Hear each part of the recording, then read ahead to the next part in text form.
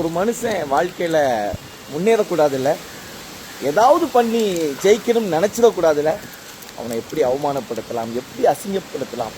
நம்ம மட்டும் இப்படி இருக்கோம், இவன் மட்டும் வாழ்க்கையில் நல்லா இருக்கானே, எவ்வளோ ஒரு நல்ல எண்ணம்.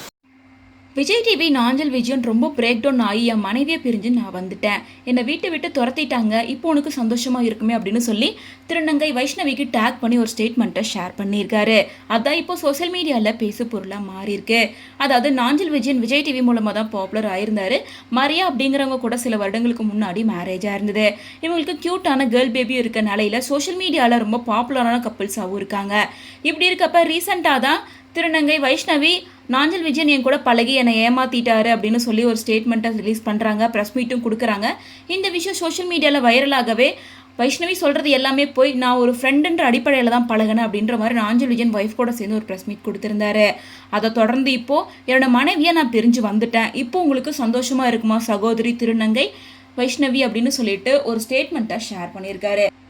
நான் சோஷியல் மீடியாவில் பாப்புலர் ஆகணும் அப்படிங்கிறதுக்காகவும் பிக் பாஸ் போன்ற நிகழ்ச்சியில் பங்கு பெறணும் அப்படிங்கிறதுக்காக உங்கள் கூட பழகின நல்ல நட்பை கொச்சப்படுத்தி என்னை பற்றி அவதூறான விஷயங்களை சோஷியல் மீடியாவில் பரப்பிட்டு இருந்தீங்க.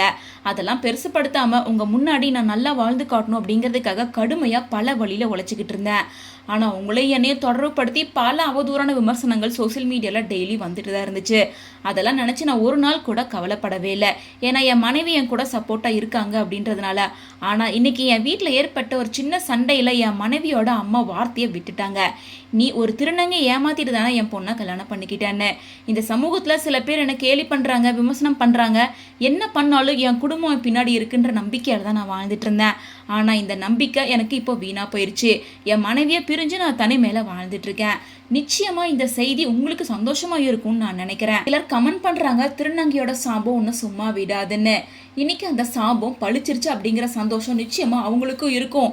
எல்லாம் இருந்தும் எதுவும் இல்லாத போல மறுபடியும் இப்போ நான் தனிமையில இருக்கேன்.